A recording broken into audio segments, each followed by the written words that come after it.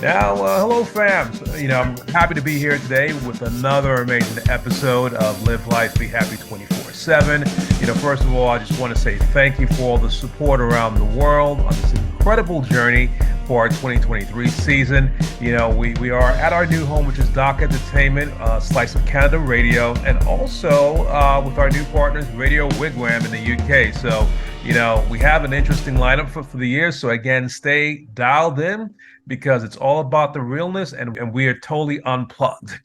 And today we have a friend to the show, Thea Wood, who is an incredible individual, good friend of mine. We've been trying to do this for like a couple of years, but I think we got this right. Thea is the president of a notable nonprofit called HerizonMusic.org and the podcast BackstageChats.com. Thea advocates women musicians and creative all over the globe, helping bring them their shine to the center stage. And Thea, welcome. How are you today? Thank you so much, Jonva. I really appreciate it. I'm great. How are you today? You know what? I'm living on top of the world. I can't complain. I'm very thankful for everything, and I'm just happy just to be alive. Well, me too. And I'm happy to be here. Couldn't think of a better place to be on a rainy Monday morning. Awesome. I want to say welcome again. And I know, you have a busy schedule like myself. So, I'm not going to rush to the interview, but I want the audience to kind of get, a taste, or let's just say arms around about what you do, about your journey. And, there might be somebody in the audience that, can, have a takeaway on how, one, they can connect with you and learn about some of your best practices as well. So before we jump into this, you got to tell everybody, I don't know if you know how we really met. Oh my gosh. You know what? It's been a while. Is it Instagram? It was Instagram, yes. It was Instagram. I love Instagram.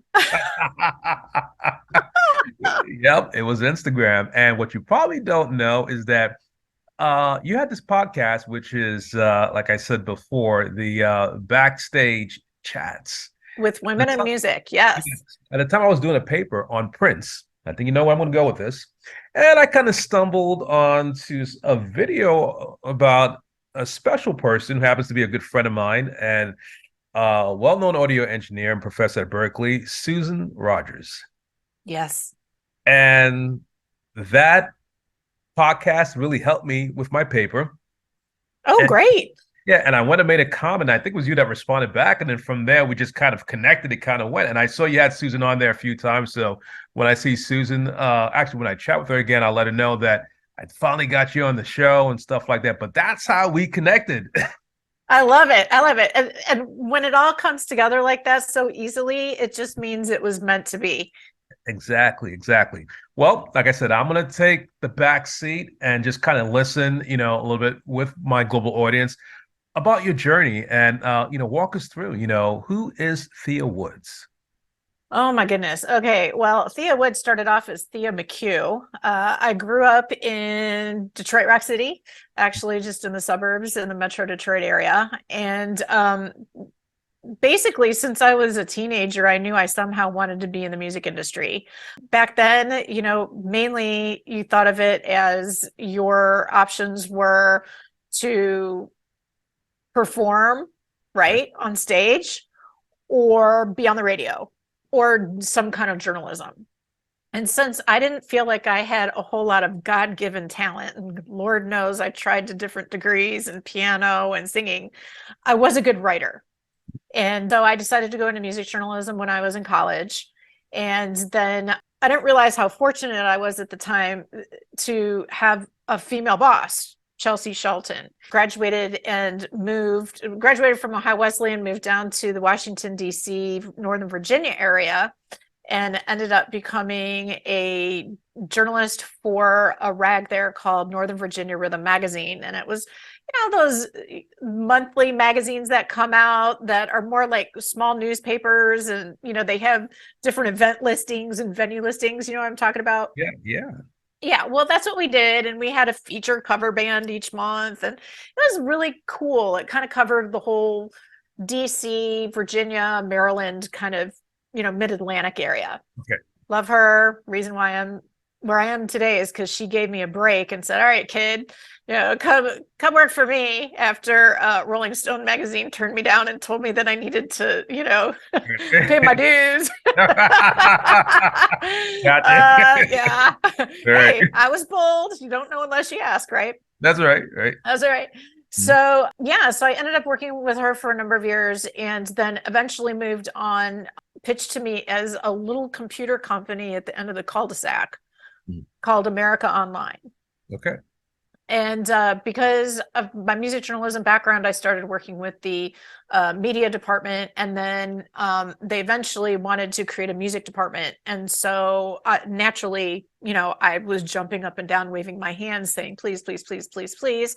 And I ended up moving over to that department, working under a man named Roger Neal. And actually, kind of a fun fact, if I can share. Sure. Roger and I were the ones who came up with content programmer.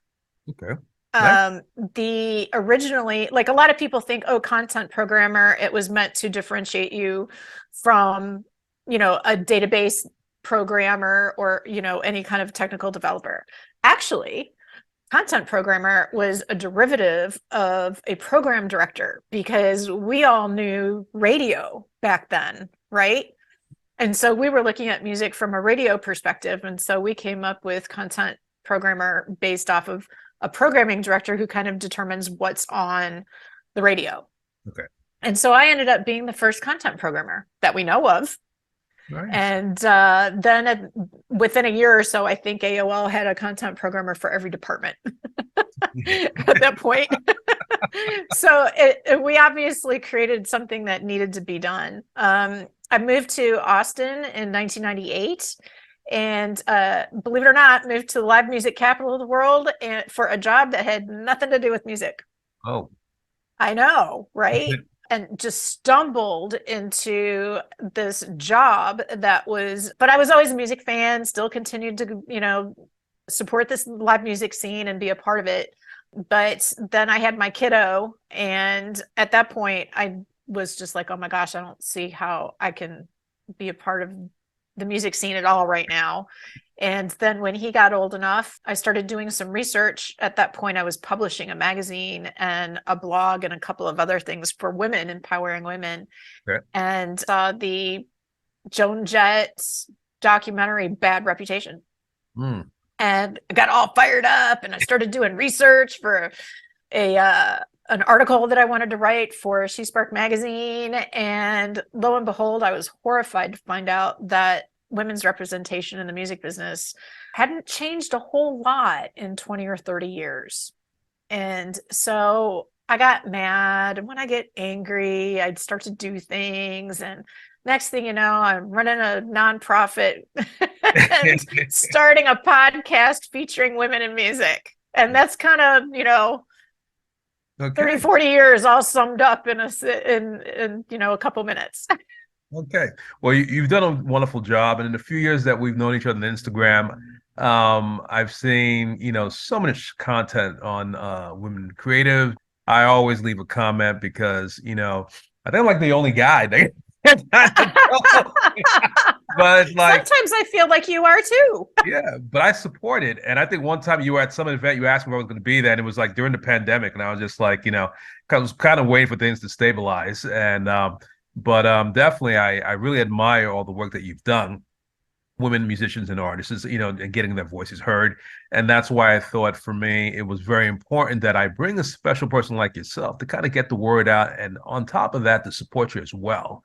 Because you know what? Music is not only an international language, but it is for everybody. So, no one should be excluded, but, everybody should have their moment of shine. Who are your inspirations who helped you in propelling your purpose as a mentor? Because you are a mentor.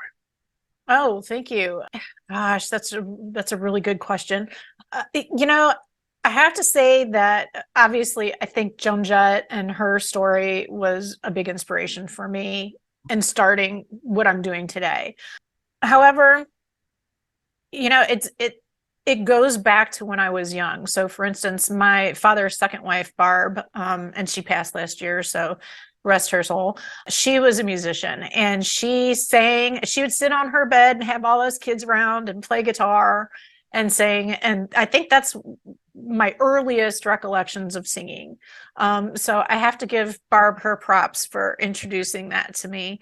So I just took it as a natural thing, but she taught me so much about content. And also, I would, you know what, I have to say, going back to Chelsea again, she was the publisher and editor of Northern Virginia the magazine.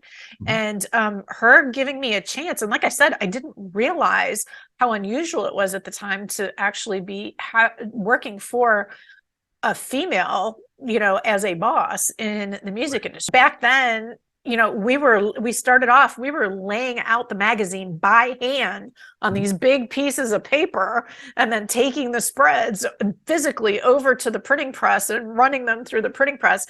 And I'll never forget, she said, "Oh, I've got this new thing, Thea.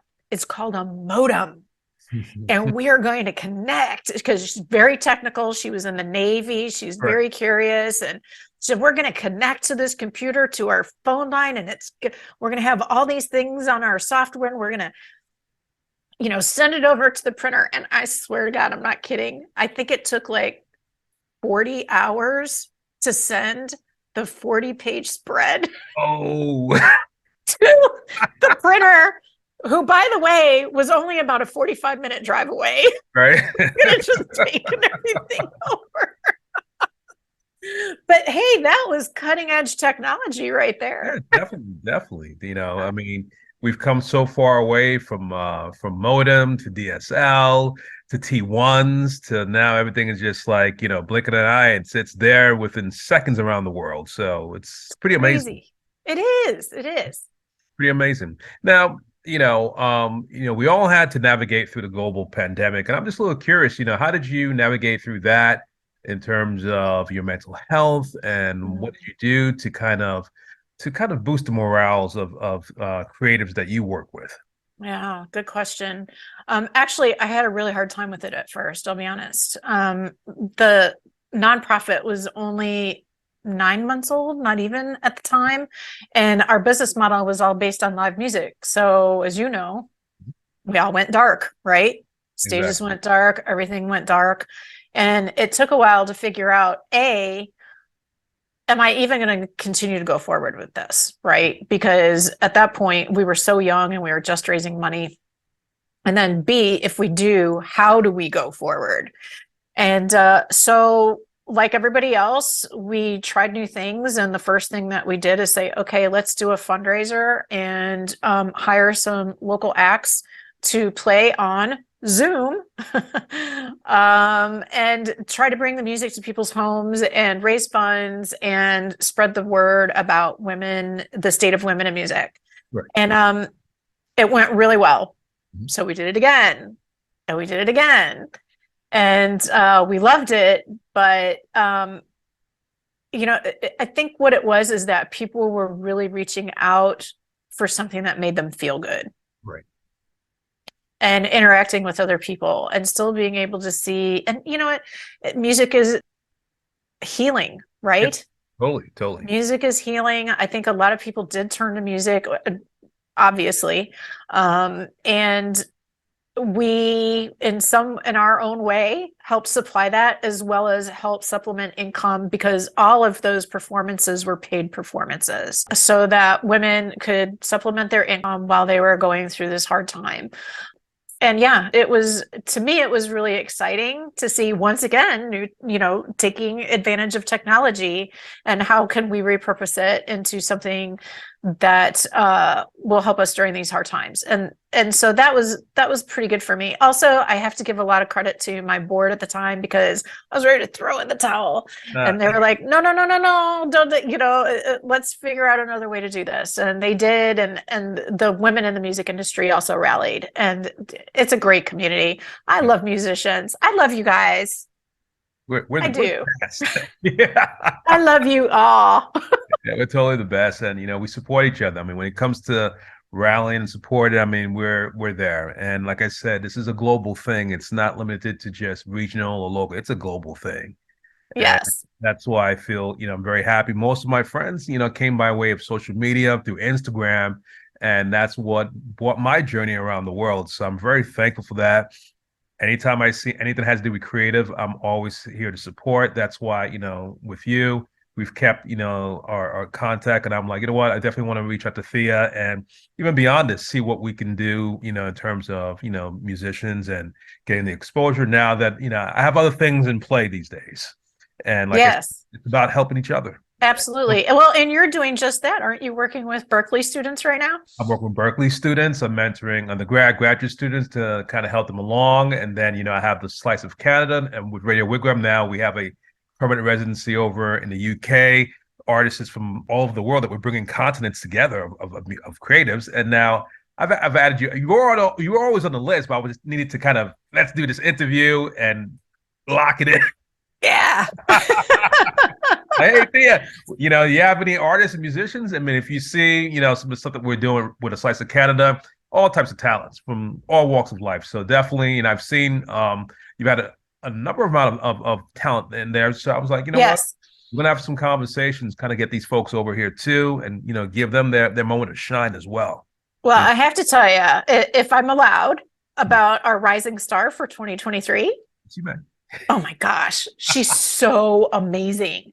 Okay, she applied for the award. We have a yearly award called the Tate McCabe Rising Star Award. And this year, Amethyst Jonquille is the winner. Now, these are for teens, right? Teen girls. She's 18 years old. She has this beautiful, pure voice, and her songwriting, the lyrics, the thoughtfulness, the play on words.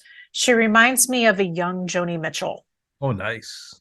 Oh, and she plays ukulele and guitar and just has a presence to her music that is captivating, especially for her age, right? Truly magnificent. She's very confident in what she's doing. And we're looking forward to just getting ready to record a single. And as part of our Rising Star Award, she has performed for us. Of course, we've paid her. She's performed for us. We have paid another creative named Jessica Forsyth to do her styling and photo shoot for an electronic press kit that we're helping her put together. We're helping her with media conversations like with what you do. And I'm encouraging everybody out there who's listening, look her up and be ready, because once she starts coming out, she's going to be swinging hard. And I think people are going to be blown away. Okay, nice. We got a show coming out, I think one of the shows, either May or June. Love to, have them send us some material. I'll send you the link. I will. So what we do is show, you see what we do? We showcase talent. So definitely would like to, get them on here, So definitely I'll send you the link, send the information and materials where we can sit down and kind of review it. And then, kind of start, as I say, start the momentum there as well. Excellent. Yes. Amethyst Jonquille. We love her. I'll send you her stuff. All right. As before we close the show, I always like to ask my guests, for a quote, something that can inspire other creatives around the world who are listening to this, and that they can use it to kind of, help them move forward in what they're doing in their journey. So take a moment, kind of let it resonate and let it flow.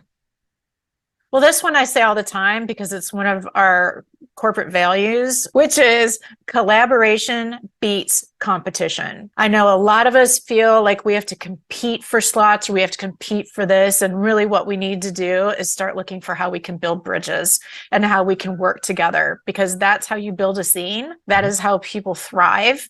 And, there's enough room on the tour bus for everybody. We just have to figure out what's your niche, what's your part, what do you have to offer, and what do you want to add? How do you want to add value? And you can find your way, and you will find your people in doing that. So please, consider collaboration over competition every time if you can. Totally agree. I was taught at Berkeley, this is a community. This is a community that we help each other to kind of, move forward. No competition. We're all in the same river. That's right. We got to help each other. And that's what helps everybody to achieving their goals and successes. Now, I will ask you for links so I can add on to our website. Like you to share with our audience, where can we find Thea Wood's Backstage Chats, Herizon Music Foundation, all that good stuff? So kind of hit us up with that. Of course. Absolutely. Okay. So, first of all, you can find me personally on LinkedIn. I just give everybody that one. So Thea, Thea, last name is Wood, Wood. And I'm with Herizon Music, Herizon, since we are a female centric nonprofit. And you can also find Herizon Music on LinkedIn. You can also find it on the web, Herizon music.org. And the podcast is called Backstage Chats with Women in Music. And you can link to it from the herizonmusic.org, or we're on Spotify, iHeartRadio, Apple Podcasts, all the usual suspects for podcast streaming. And of course, we're also on Facebook and Instagram and TikTok. If you just do Herizon Music, we'll pop right up. Well, that's great, Thea. I just want to say thank you again for taking the time out, your busy schedule, to do the show. We're going to continue this journey as friends to help each other out along the way. And I'm so honored to, like I said, to have a legend like you here, because you know what? These are some interesting times, and we need people like you that can help inspire these up and coming creators and leaders. Right. Well, we need people like you, and thank you so much for everything that you do and uplifting the next generation musicians, and of course for being an ally for female creatives. Well, thank you. And like I said, until again, we will call you back for a follow-up, because I always like to see what we're doing, what my guests are doing, some great things. And it's always about staying current and in the know, because that's the only way that we're going to learn and grow together. All right. Absolutely. You take care now. Thank you. Peace out.